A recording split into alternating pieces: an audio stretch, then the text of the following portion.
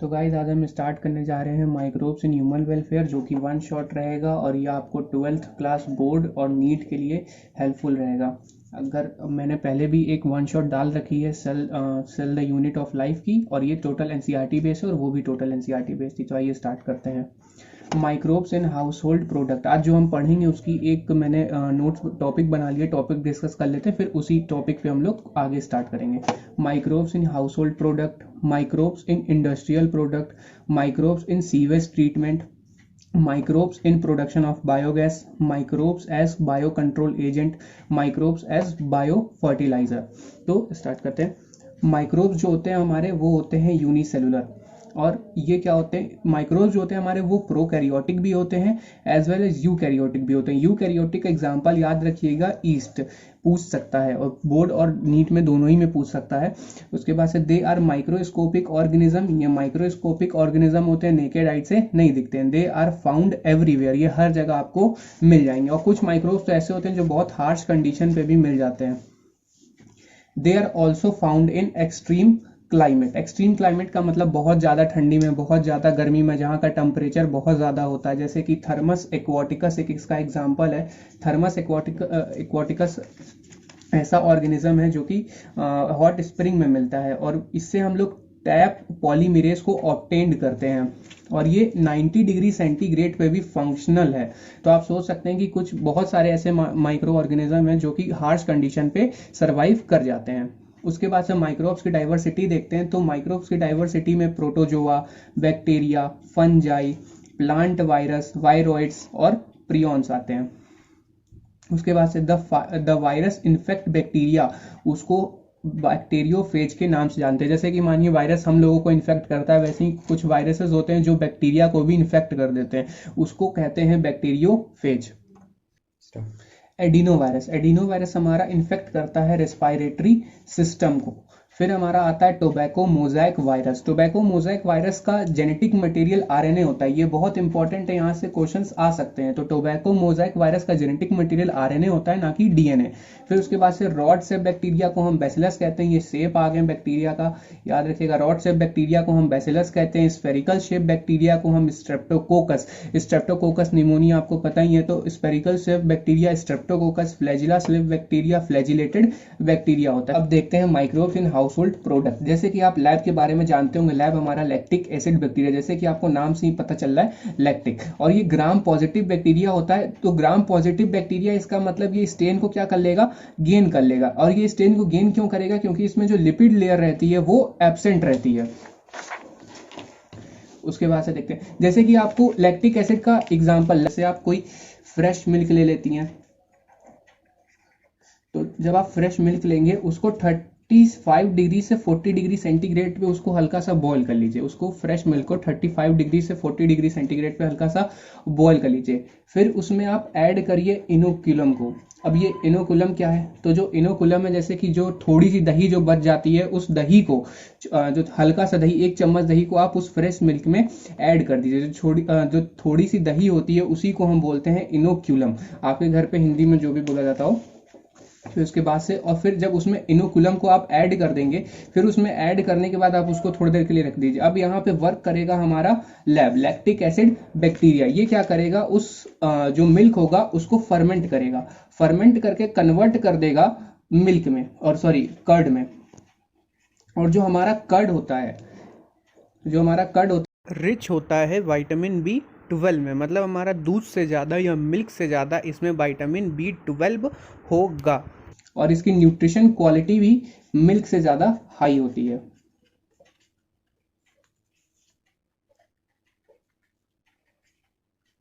इसकी nutrition quality भी काफ़ी ज़्यादा मिल्क से हाई होती है। तो फिर बात करते हैं हम लोग डव की। तो जो हमारा डो होता है उसका हम कैसे यूज करते हैं, उसका हम डोसा और इडली बनाने में यूज करते हैं। अब डो बनाने के लिए हमारा सबसे जो बेस्ट है, जो यूज आता है, वो होता है ईस्ट। ईस्ट कौन सा, वो भी सैक्रोमाइसिस सर्विसी। सैक्रोमाइसिस सर्विसी हमारा ईस्ट जो है वो डो बनाने के लिए यूज होता है। अब वो क्या करेंगे आप, कैसे इसका यूज करेंगे, तो जैसे ईस्ट है आपके पास, उसमें क्या करिए, ईस्ट में हल्का सा ऐड कर दीजिए वाटर, और थोड़ा सा ऐड कर दीजिए इसमें शुगर। तो इसको एक ग्लास में लीजिए, थोड़ा सा ईस्ट और शुगर और वाटर को ऐड कर दीजिए, और फिर जो आपके यहाँ जो आटा होगा, आटा फ्लोर, उसमें क्या करिए, इस ईस्ट शुगर वाटर के जो आपने जो बनाया है उसको इसमें ऐड कर दीजिए। जब इसमें आप ऐड करेंगे और उसको कुछ देर के लिए छोड़ देंगे तो आप देखेंगे कि जब ईस्ट होगा हमारा डिवीजन करेगा, जब ईस्ट हमारा डिवीजन करेगा तो वो CO2 का फॉर्मेशन करेगा, और जितना ज़्यादा CO2 का फॉर्मेशन होगा उतना ज़्यादा जो आटा होगा वो उतना स्वेलअप करेगा, फूलने लगेगा, और फिर फाइनली वो कन्वर्ट हो जाएगा डो में। अब देखते हैं चीज़ के लिए। तो चीज़ में क्या, कौन सा हमारा बैक्टीरिया यूज़ होता है, तो प्रोपिओनिबैक्टीरियम सरमानी, प्रोपिओनिबैक्टीरियम सरमानी हमारा चीज़ बनाने के लिए यूज़ होता है। ये क्या प्रोड्यूस करता है, सेम एज हमारा ईस्ट की तरह, जो जैसे वो हमारे CO2 के अमाउंट को बढ़ा देता है, वैसे ही ये भी प्रोपिओनिबैक्टीरियम सरमानी भी हमारा क्या करेगा, जो CO2 का प्रोडक्शन है उसको लार्ज अमाउंट में करेगा। फिर उसके बाद से इससे क्या होगा, चीज़ के अंदर होल हो जाएंगे, जब चीज़ के अंदर बहुत बड़े बड़े जब होल हो जाएंगे तो वो टेस्ट का काम करते हैं। फिर इंडस्ट्रियल प्रोडक्ट में हम इसका कैसे यूज कर सकते हैं, इंडस्ट्रियल प्रोडक्ट में हमारा बी एवरेजेस और एंटीबायोटिक्स बनाने के काम में आता है। तो यहाँ पे हमारे पास किस चीज़ की ज़रूरत होती है, इंडस्ट्रियल प्रोडक्ट में हमारे पास ज़रूरत होती है फर्मेंटर की।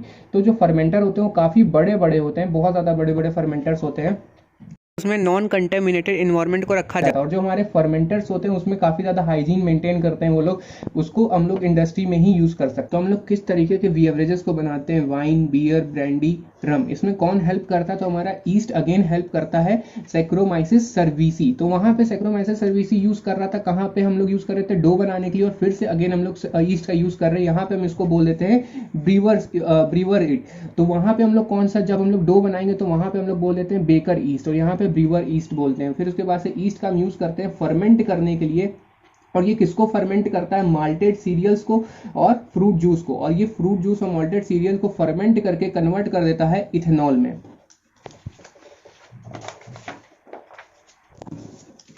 तो जो हमारे वाइन और बियर होते हैं वो बनते हैं विदाउट डेस्टिलेशन, इनको डेस्टिलेशन की जरूरत नहीं होती। तो आपसे यहाँ पे क्वेश्चंस पूछ सकता है कि ऐसे कौन से हमारे बेवरेजेस हैं जिनको डिस्टिलेशन की जरूरत नहीं होती। तो हमारे जो वाइन और बियर होते हैं उसको डिस्टिलेशन की जरूरत नहीं होती, लेकिन ऐसे कौन से बेवरेजेस होते हैं हमारे जिसको डिस्टिलेशन की जरूरत होती है, तो विस्की, ब्रांडी, रम, ऐसे ये तीनों ऐसे हैं, ऐसे बेवरेजेस हैं जिनको डिस्टिलेशन के साथ ही बनाया जाता है। फिर हम आते हैं एंटीबायोटिक्स। तो एंटीबायोटिक्स जो ऐसी चीजें होती हैं जो बैक्टीरिया के अगेंस्ट में वर्क करती हैं। तो पहला एंटीबायोटिक जिन्होंने निकाला था उनका नाम है अलेक्जेंडर फ्लेमिंग। अलेक्जेंडर फ्लेमिंग ये किस पे वर्क कर रहे थे, ये वर्क कर रहे थे स्टेफाइलोकोकी बैक्टीरिया, स्टेफाइलोकोकी बैक्टीरिया पे वो वर्क कर रहे थे। और इन्होंने ऑब्जर्व किया कि जो मोल्ड है, मतलब समझ लीजिए आप एक कल्चर प्लेट थी, कल्चर प्लेट को इन्होंने ऐसे ही रख दिया और उसमें मोल्ड ग्रो करने लगे, और जहां जहां मोल्ड ग्रो कर रहे थे वहां पे स्टेफाइलोकोकी बैक्टीरिया जो था वहां ग्रो नहीं कर रहा था। तो इन्होंने क्या ऑब्जर्व किया, ये ऑब्जर्व किया, अलेक्जेंडर फ्लेमिंग ने ऑब्जर्व किया, mould growing on unwashed culture plate around with, उसके चारों तरफ जहां जहां मोल्ड ग्रो कर रहा था वहां वहां स्टेफाइलोकोकी बैक्टीरिया ग्रो नहीं कर रहा था।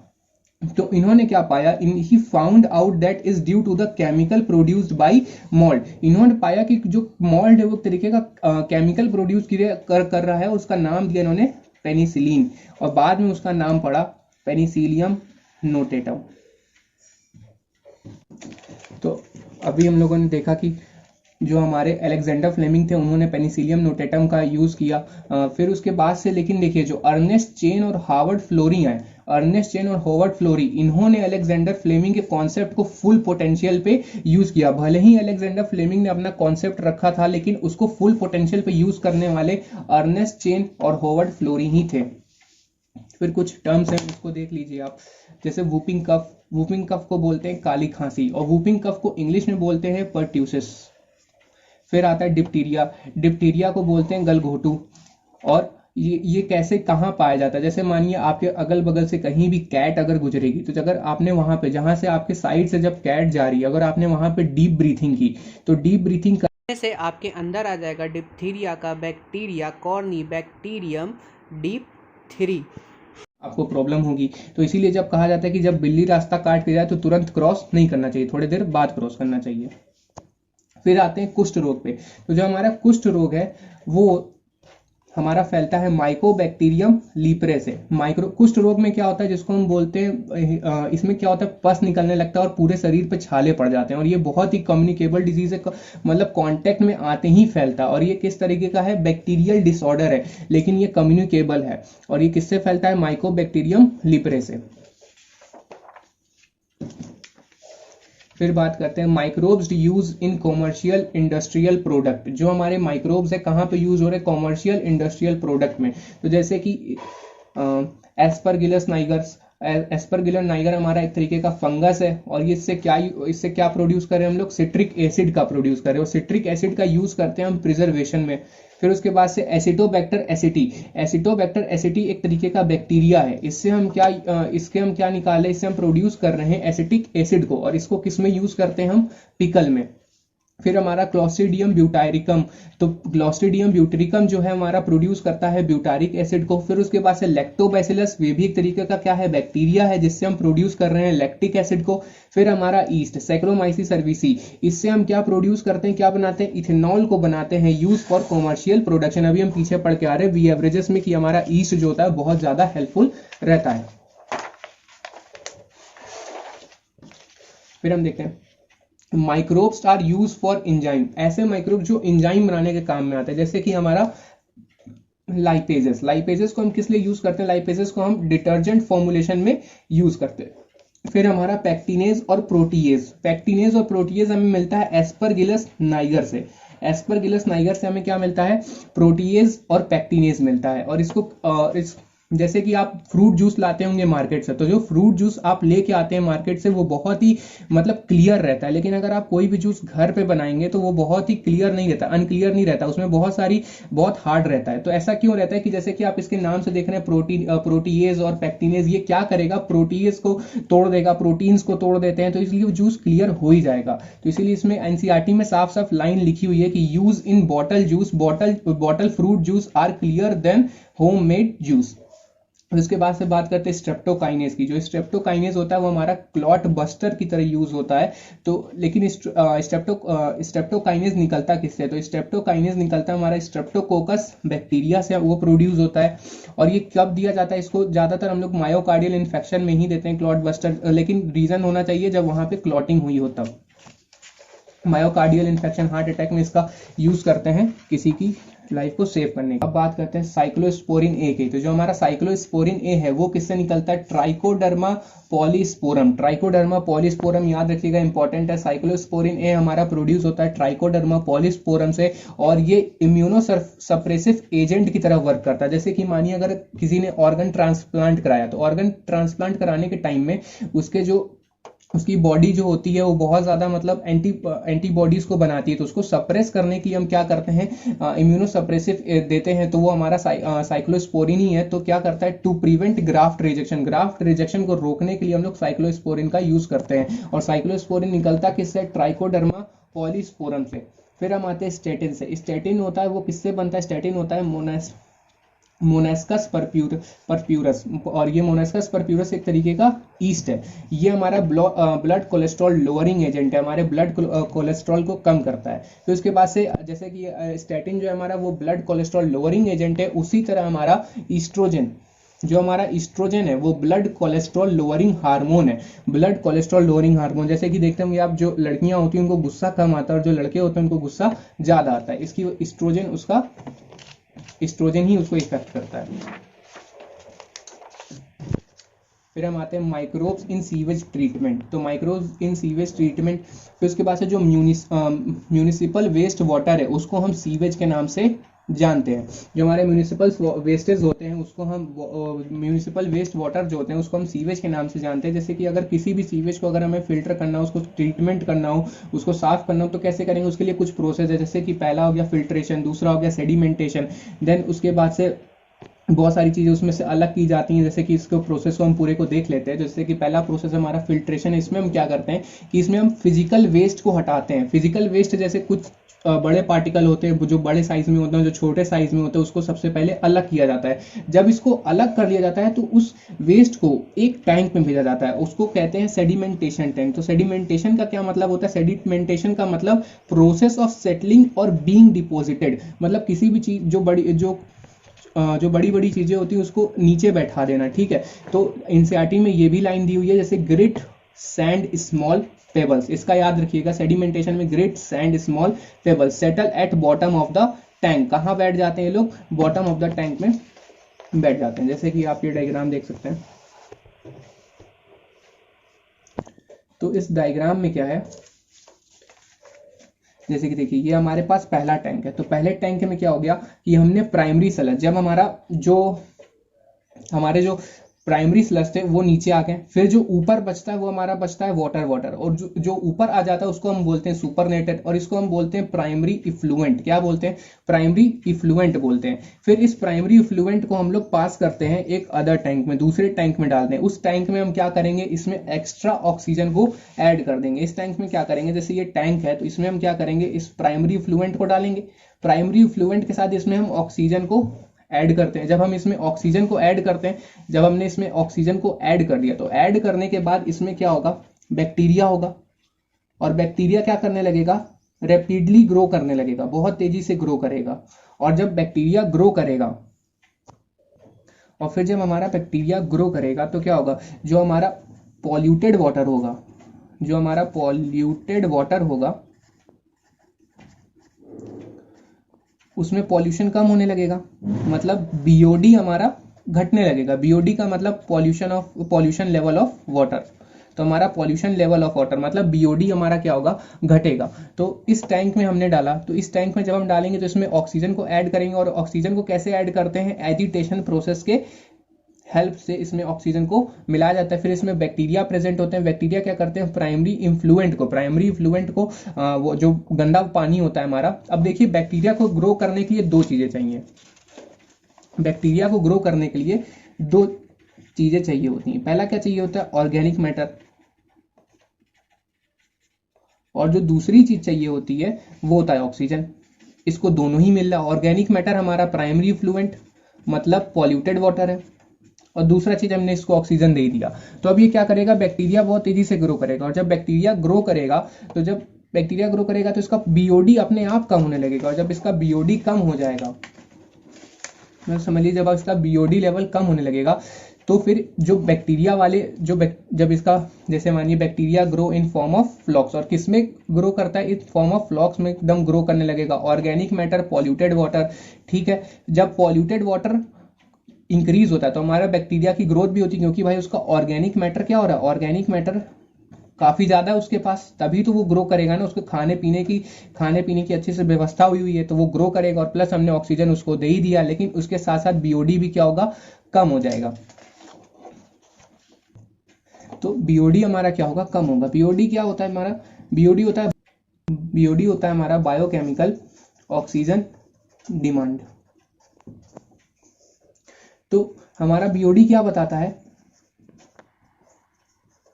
Pollution level of water,